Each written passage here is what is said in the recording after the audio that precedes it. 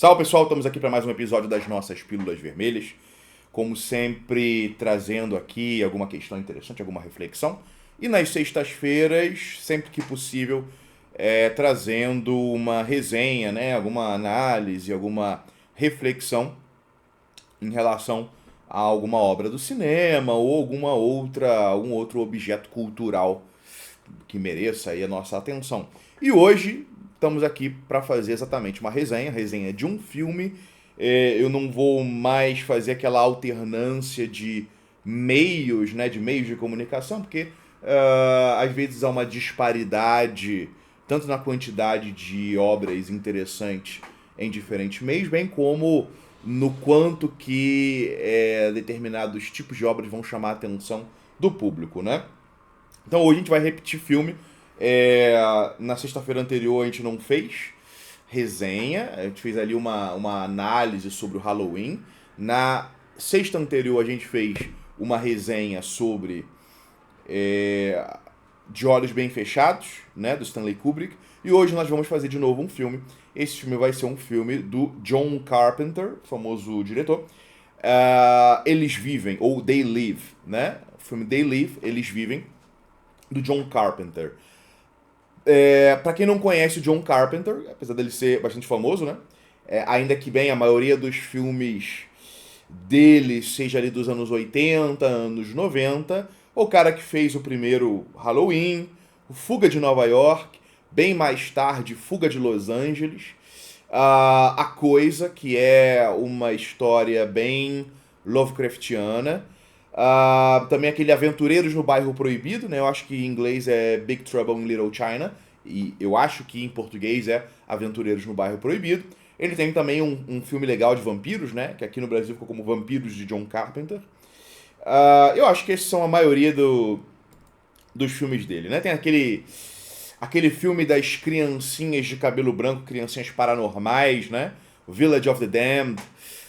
Então é um cara notório aí no cinema do horror, da ficção científica e de algumas áreas aí correlatas. E entre os filmes que ele fez, nos anos 80, se eu não me engano, nos anos 80, está They Live, Eles Vivem. Obviamente é o tipo de filme que eu recomendo que vocês vejam. Não é um filme muito grande, o filme tem, se eu não me engano, deixa eu ver aqui, 1h30, né? Filme padrão. Filme de baixíssimo orçamento, no caso. Também não ganhou muito dinheiro. Acabou ficando como sendo um filme cult de nicho, um filme cult meio politizado, meio ideologizado. Eu vou fazer uma breve análise aqui, eu acho que essa análise não vai tomar muito tempo. Não, ele é um filme que ao mesmo tempo que lida com o desvelamento de uma determinada verdade, ele não é tão sutil assim no seu simbolismo, em comparação, por exemplo, com os filmes do Stanley Kubrick, de modo que a gente não precisa mergulhar tanto verticalmente para poder tirar uma interpretação razoável, interessante desse filme. Bem, a premissa desse filme é a seguinte: você tem um protagonista. Esse protagonista se chama. Ele é acreditado, né, no filme como sendo Nada. O nome dele no filme é Nada, o que é bastante interessante. Faz a gente pensar aí tanto nele como uma representação de qualquer homem, né? Como sendo também assim, essa ideia aí do proletário anônimo, né? Do trabalhador anônimo, do cidadão anônimo, né? Existe aquela ideia do soldado desconhecido. E existem várias coisas no filme que dão a impressão de que o cara é um veterano, né? De que o cara é um ex-militar, um ex-soldado. Então, em alguma medida, o anonimato que se conecta também com uma certa depuração, né, das camadas de realidade e de ideologia que, né, encrostam na pessoa, que se sobrepõem, torna ele bastante interessante. É como se fosse ali, ou pelo menos essa é a pretensão do filme, né? De apontá-lo como puro sujeito, pura subjetividade. Então você tem aí um cara chamado Nada. Esse cara chamado Nada é um andarilho, né? Como eu falei, a gente tem a gente tem a impressão de que ele é um veterano e ele é um andarilho. Por que ele é um andarilho? Aparentemente, ele viaja de postos de trabalho em postos de trabalho, né? Geralmente ele trabalha em obra, né? Em locais de construção. E ele trabalha até terminar a obra e vai para outro lugar. É um mundo que, de uma perspectiva socioeconômica, portanto, parece que existe aí um abismo maior, né? Um abismo mais significativo entre os poderosos e os trabalhadores, né? Essa ideia aí do trabalhador precário, nômade, parece estar ali tão normalizado, ou talvez até mais até do que hoje. Veja só, o filme é dos anos 80. O filme, portanto, antecede em alguma medida a precarização das relações laborais. Não obstante, o filme já retrata uma realidade na qual a base da pirâmide de trabalhadores, eu não estou nem aqui me referindo ao lumpen proletariado, eu estou me referindo a uma base a base piramidal de trabalhadores tradicionais, pedreiros, né, operários, etc. Esse pessoal é nômade, eles não têm residência, muitas vezes eles não têm família, eles apenas, para sobreviver, transitam de um lado para o outro. Né? Uma realidade aí, em primeira mão, né, de imediato, a gente já pode apontar como sendo uma realidade distópica. Só que o pulo do gato nesse filme é o seguinte: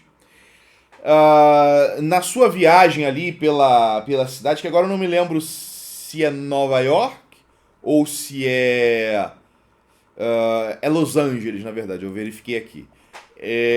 Na sua andança por Los Angeles, ele vê, por exemplo, que tem pregadores de rua, né, oradores de rua, pastores, que em um discurso de fundo religioso criticam, né, atacam a sociedade contemporânea, dando a entender que ela é controlada por forças obscuras, etc.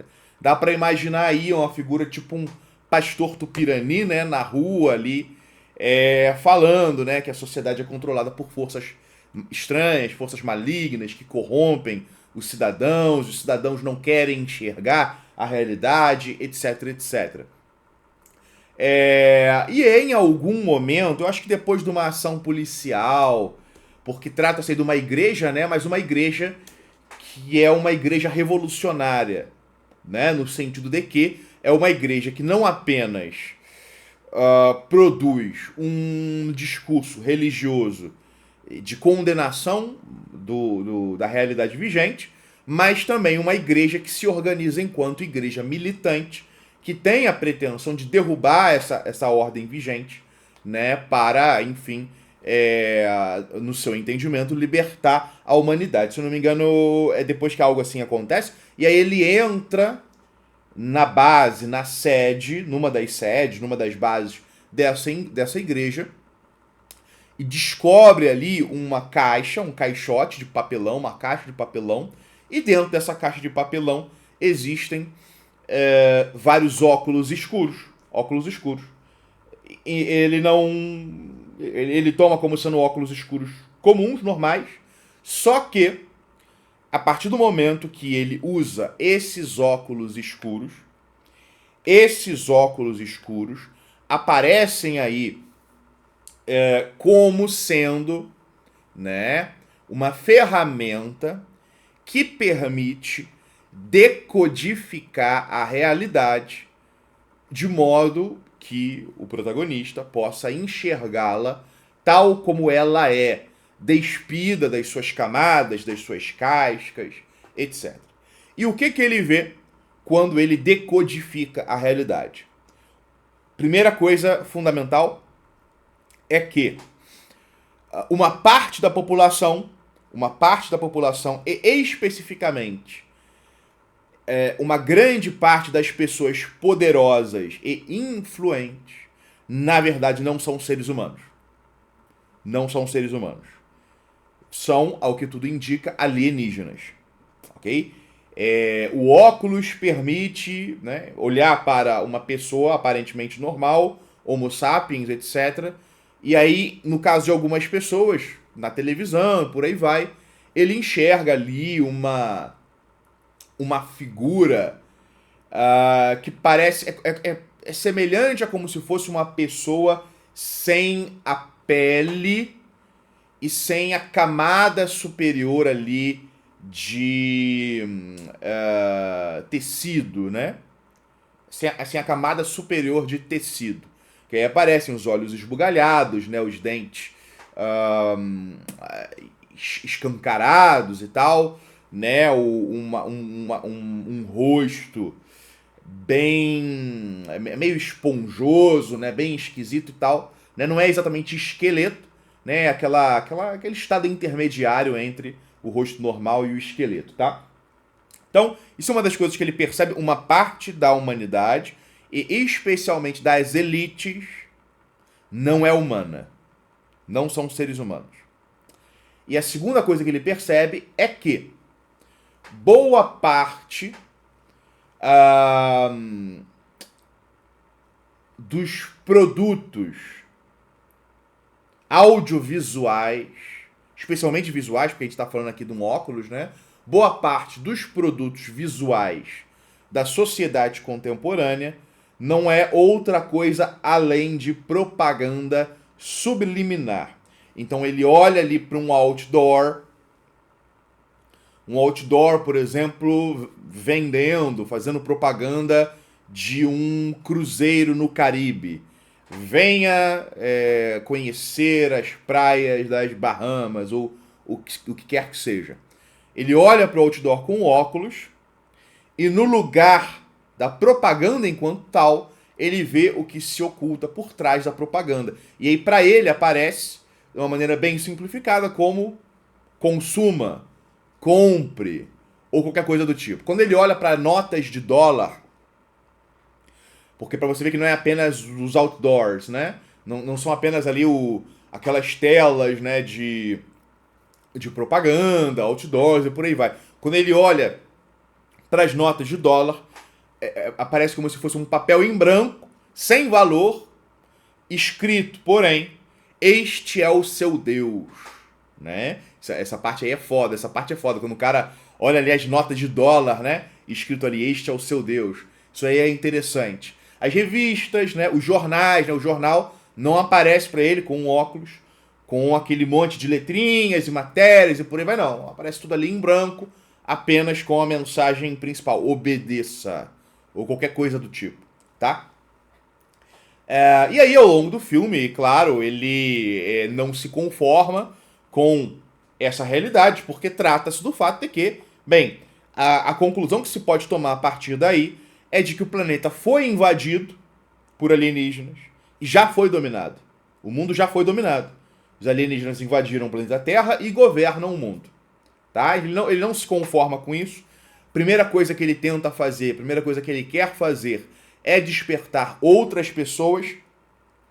Então tem um amigo dele lá do local de construção que ele tenta despertar, eles trocam porrada, porque o cara descobre que a maioria das pessoas não quer ver a realidade, não quer entender realmente o mundo, não quer ver o mundo sem véu. Tá? Então o cara tem que cair na porrada. Essa cena da briga aí é uma cena meio tosca até. É uma cena de 8 minutos de briga. O que, bem, ainda mais pra geração TikTok, né? Em que todo take leva 20 segundos ou coisa do tipo. Parece algo meio absurdo, né? E em alguma medida é absurdo, porque 8 minutos numa briga é complicado. Mas depois da briga ele consegue obrigar ali o amigo dele a usar os óculos, né? Aí os dois se unem para tentar fazer alguma coisa. Eles descobrem que a principal instalação dos alienígenas é a central de televisão, porque, de fato, o conteúdo televisivo é um conteúdo de engenharia social através da hipnose e da propaganda subliminar, que vai tornando as pessoas dóceis, bem como fazendo com que elas se conformem às mensagens padronizadas transmitidas pela propaganda em geral, né? A frase do título "Eles vivem", ela é explicável por um momento no filme, no qual o protagonista, o Senhor Nada, entra na igreja revolucionária e tá pichado ou pintado na parede a seguinte mensagem: eles vivem, nós dormimos. Ou vice-versa, né? Nós dormimos, eles vivem. Ou seja, a noção de que a massa está adormecida, entorpecida, a massa está em torpor, a massa está ali distraída, manipulada, conformada, etc.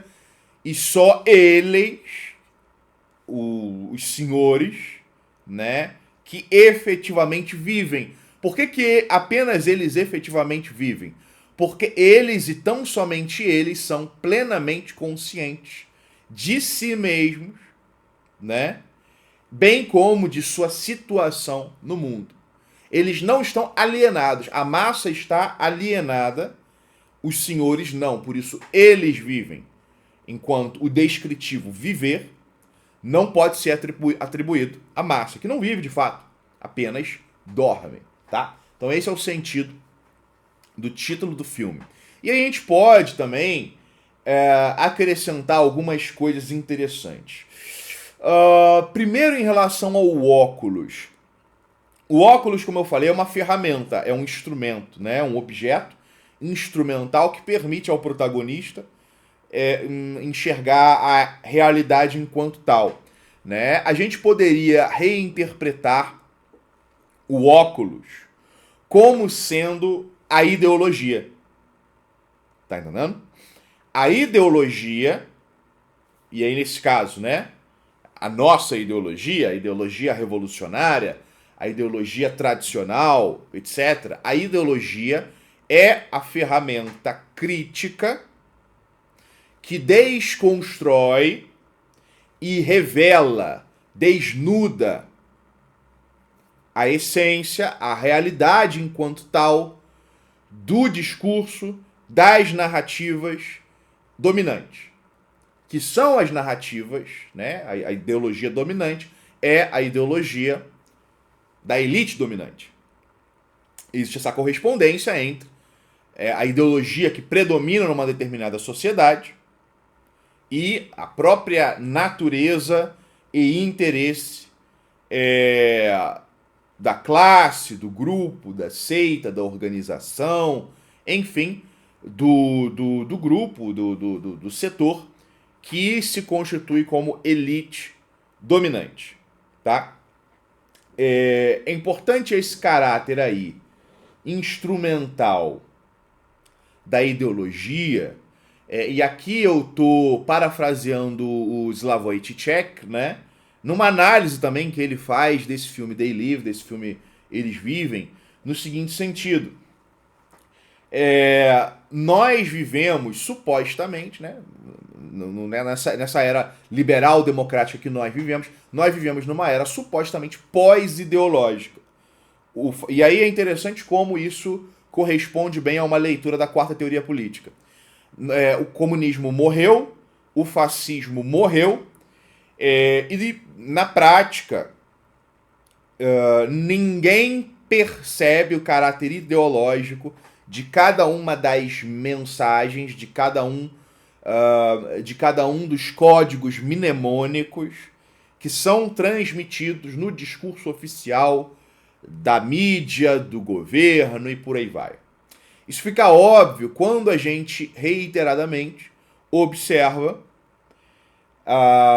tudo aquilo que é ideológico sendo transformado discursivamente em posição científica, em ciência. Então, por exemplo, a estruturação puramente ideológica e política do regime sanitarista durante ali a crise pandêmica é transformado em neutralidade científica, tá? E quem critica essa ordem de coisas recebe ali, né, o epíteto de negacionista. Antes dessa situação, isso era muito comum disso acontecer em relação a quem negava o caráter supostamente científico dos ditames e princípios da economia neoliberal, né, da economia dita ortodoxa. Então, é algo que é puramente ideológico. Quando você estuda a história da economia, as escolas econômicas em conflito, né, especialmente ali do final do século XIX até a Segunda Guerra Mundial, que você tem ali a proliferação de diferentes escolas e doutrinas econômicas, e que, portanto, né, o pensamento ali neoclássico, por exemplo, ele é claramente ideológico, ele é uma perspectiva entre outras. Ele é uma perspectiva entre outras ali, o marginalismo, e enfim, as outras concepções que foram sendo consolidadas como sendo o pensamento econômico ortodoxo, sempre foram puramente ideológicos, por mais que tentassem matematizar o seu discurso. Sempre político, sempre ideológico. E aí, bem, hoje isso é tratado como sendo ciência, e quem discorda é negacionista. Mesma coisa em relação à temática climática, ambiental, etc. Apesar de não existir consenso científico, no âmbito do discurso, no âmbito dos porta-vozes do sistema, né, ou seja, a classe jornalística, considerada por Diego Fusaro como sendo o novo clero no sentido de serem aqueles que enunciam a verdade dominante, né, a ideologia dominante, e reforçam a mensagem através dos sermões cotidianos. Né? Essa é a função da classe jornalística. A gente tenta pensar feudalmente a sociedade contemporânea, quais são os estamentos em correspondência aos estamentos feudais, aqueles que desempenham a função outrora desempenhada, desenvolvida pelo clero, são fundamentalmente jornalistas e acadêmicos, né? A classe acadêmica e a classe jornalística, tá? Mas enfim, apesar de não existir consenso científico em relação ao papel do homem nas mudanças climáticas, tá? Os jornalistas tratam como sendo consenso, e a função deles é a mesma do pregador religioso que acusa de heresia, né? É ali o acusador, é o inquisidor, que aponta para o herege, o condena, o critica, o expõe, o humilha, tenta destruí-lo e por aí vai. Né? Essa é, de modo geral, a função exercida pela classe jornalística hoje, nessa era pós-ideológica. É aí que a gente percebe o caráter pós. Sempre que vocês tentarem, sempre que vocês virem alguém, alguma autoridade especialmente, tentando atribuir um caráter científico consensual e neutro a algum discurso, a alguma narrativa, você está diante do fenômeno da pós-ideologia, que é, basicamente, fundamentalmente, a ideologia se disfarçando de não ideologia, né? Então, assim, nós vivemos nessa era pós-ideológica em que nós estamos cercados aí por um pandemônio de mensagens e de discursos e de narrativas que se sobrepõem e nos atropelam através da TV, da internet e dos outros meios de comunicação em geral. E tudo isso que vai se sobrepondo e nos atropelando oculta o seu próprio caráter ideológico. Ao mesmo tempo que tenta nos convencer e nos formatar mentalmente, eticamente, comportamentalmente, oculta no mesmo movimento que se desdobra em nossa direção, se retrai a evidência da sua ideologicidade, né? Que aí é retraída enquanto se tenta ali fazer esse trabalho de moldar, de formatar a mente do telespectador, do cidadão comum, etc, etc. Esse é um aspecto importante da realidade na qual nós vivemos. E aí, nesse sentido, o óculos opera precisamente como a ferramenta crítica da ideologia,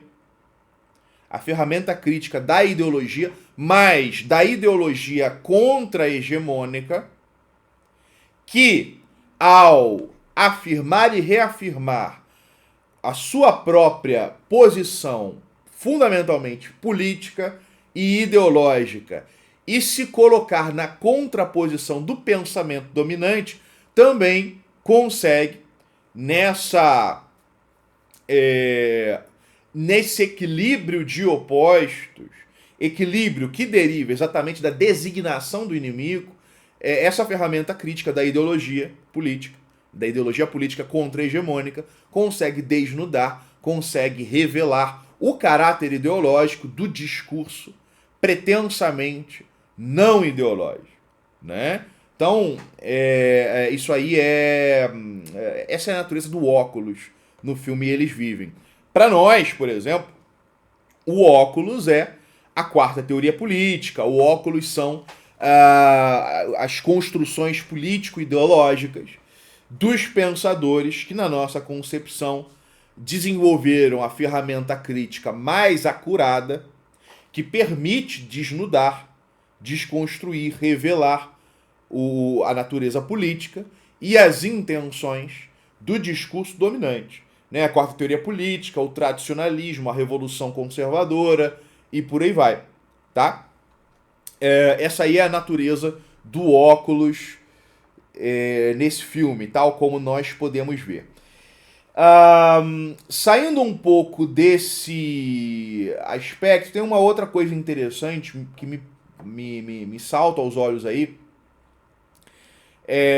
que é o seguinte: a natureza da elite. A elite como sendo alienígena. E aqui eu estou usando a palavra alienígena não no sentido literal de ET, mas sim no sentido de que, apesar da falsa consciência que nos diz que nós e a nossa elite somos iguais, eles, não sendo enganados pela falsa consciência, eles não sendo alienados em relação a quem eles são e onde eles estão, eles nos veem como outros.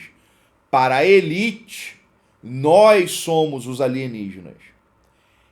Nós não os percebemos como alienígenas, eles se sabem alienígenas e nos sabem outros, enquanto nós sustentamos uma perspectiva de igualdade fundamental, nós, os subalternos, né? Nós, inclusive a contra-elite, enquanto nós sustentamos uma perspectiva de igualdade em relação às elites,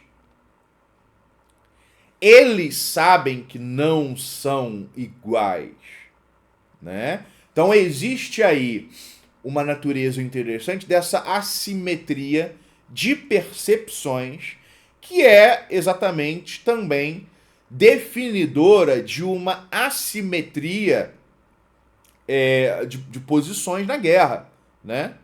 Pelo seguinte, se você não sabe quem é o seu inimigo e como você está situado em relação a esse inimigo, Você não tem como combatê-lo. Você nem sabe que precisa combatê-lo.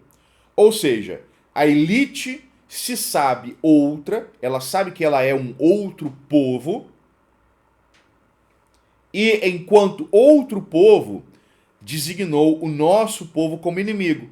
Mas o nosso povo, por estar adormecido, não percebe-se governada por um outro povo. O nosso povo acha que está sendo governado ali por pessoas que tiveram sorte, por pessoas que são melhores do que nós, por pessoas que são especiais, por pessoas que fizeram por merecer e que são quase iguais a nós. São apenas nós com um pouco mais de sorte, um pouco mais de esforço, um pouco melhores e por aí vai, né? Então ali o filme, ele busca desnaturalizar aquela hierarquia posta por considerar que se trata, né, por revelar que se trata de uma hierarquia falsa.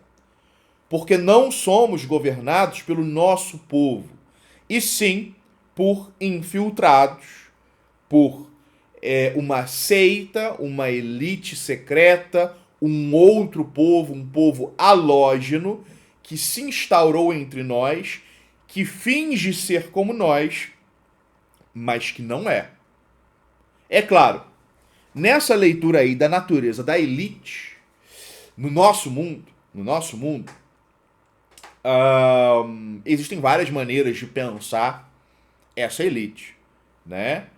Até porque, trazendo para o mundo real, a elite é variada. Vamos colocar da seguinte maneira: a elite é mais variada do que aquilo que aparece no filme. Porque no filme existem os alienígenas e existem humanos que são da elite, que sabem da invasão alienígena, mas são colaboracionistas. Então, na elite, elite política, elite financeira, elite cultural, etc., no mundo do eles vivem, todos são ou alienígenas ou colaboracionistas. Eu diria que no nosso mundo existe maior variabilidade da seguinte maneira. É como se no nosso mundo, óbvio que eu estou falando metaforicamente, é como se no nosso mundo não fosse a invasão de uma espécie alienígena, mas de algumas espécies alienígenas, tá? 3, 4, 5, 6, ok? Todas elas são espécies alienígenas, todas se sabem separados, se sabem portadores talvez de uma missão particular, de uma missão especial, nos veem como sub-humanos, como subalternos, como escravos, lacaios, gado, né, gado de abate, mas possuem objetivos e interesses contrapostos com outros grupos com os quais eles disputam hegemonia, né? Então, assim, é claro que, de uma perspectiva, entre aspas, conspiracionista, esse jogo aí feito pelo filme vai ser interpretado como representando, né, são os Illuminati, são isso, são aquilo, por aí vai.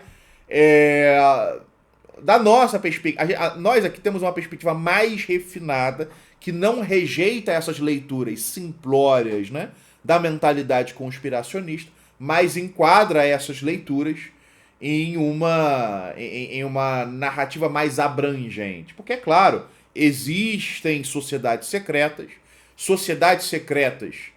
possuem um papel fundamental na construção de clubes de elite esses que ditam políticas públicas internacionalmente, né?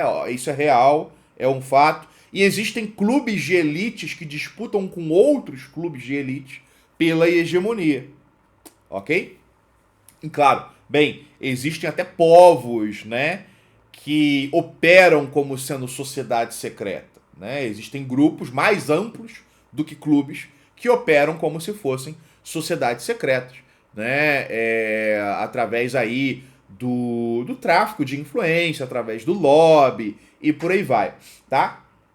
Então, isso aí é algo interessante para a gente interpretar esse papel aí da elite no filme e no nosso mundo. A igreja ali, ela é interessante porque ela simultaneamente desempenha uma função que é uma função espiritual, mas a metafísica dessa igreja leva necessariamente a necessidade da ação humana para que se possa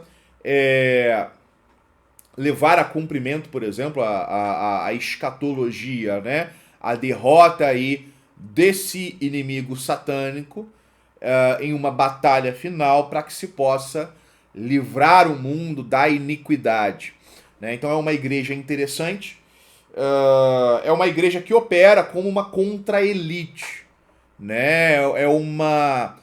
Também é uma sociedade secreta revolucionária, mas uma sociedade secreta revolucionária que visa, através, né, tanto da arma da crítica quanto da crítica das armas, liquidar a dominação dessa elite parasitária. E aí eu digo parasitária, fazendo até uma alusão aqui,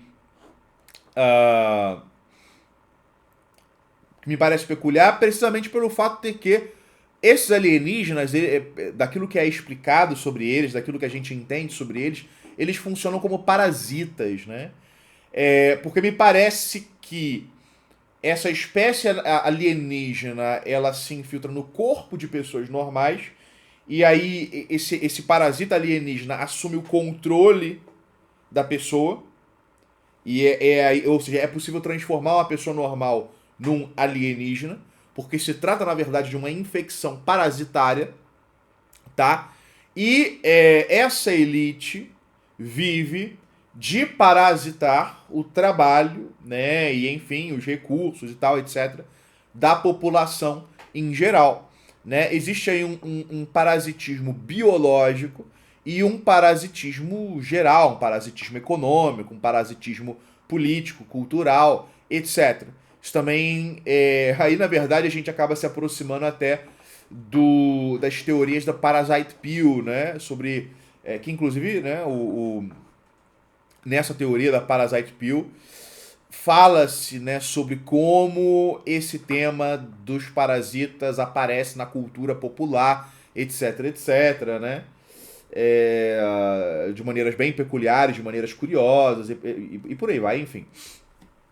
Então, assim, eu acho que de um modo geral a gente conseguiu desenvolver bem aqui alguns dos temas centrais do They Live, do Eles Vivem. É curioso, porém, que ainda que uma parte considerável das mensagens ali seja das mensagens da propaganda alienígena, né, seja óbvia, né? Este é o seu Deus, né, apontando para o dinheiro, Mamon, consuma, né? A gente está falando ali de uma sociedade do consumo e também de uma sociedade do espetáculo, porque o espetáculo permanente é aquilo que mantém a sociedade dócil, né? A televisão e por aí vai. Então, este é seu Deus, consuma, obedeça. Eu lembro que tem também continue dormindo. Tem várias mensagens assim, mas tem uma mensagem ali um tanto quanto peculiar, né? Que aí, da perspectiva de 2025, a gente olhando aí, o filme é de 88, né? É interessante como, obviamente, né? O John Carpenter, bem, ele é um cineasta excelente, por aí vai. Mas mesmo ele não tinha uma compreensão plena de qual era realmente a ideologia hegemônica. E hoje fica muito óbvio, porque uma das mensagens é case e se reproduza. O que é um tanto quanto surreal ou mesmo patético, né? De você atribuir essa mensagem case e se reproduza a uma ideologia hegemônica. O filme, ele vem aí 14, 16 anos após o relatório do Clube de Roma. A gente está falando aqui de elites, né, sociedades secretas, clubes de elite, por aí vai.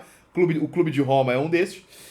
vem aí uns 15, sei lá, 15 anos depois de um relatório do Clube de Roma defendendo a redução da população mundial, né? Dizendo ali que existe uma superpopulação e que é necessário incentivar o aborto, né? Você facilitar como é que é? Os direitos reprodutivos, ou seja, um eufemismo para o aborto, ou seja, você tem que promover o aborto, e enfim, outros mecanismos para poder diminuir a população mundial. A gente sabe também que no desenvolvimento histórico da democracia liberal e da própria sociedade tecnológica enquanto tal, tudo vai apontando, tudo vai empurrando para a dissolução dos casamentos, né, para uma perda do interesse e da capacidade de reprodução, etc. Né? Então existe aí, no próprio filme, também uma contradição, porque é óbvio, esses produtos, né, da indústria cultural, eles podem muitas vezes revelar aspectos da realidade, mas eles não são a realidade, né? Existem camadas, né? Então, mesmo esse filme pode ser também objeto ali da crítica, né, do óculos que revela a verdade e que revela, portanto, também a falsidade, a mentira, o discurso equivocado, como é esse aí de atribuir às elites, né, um desejo de que nós casemos e nos reproduzamos. As elites não querem que a gente case e se reproduza, né, pessoal? É isso aí. Essa foi a Pílula Vermelha de hoje, a resenha de hoje. E até a próxima.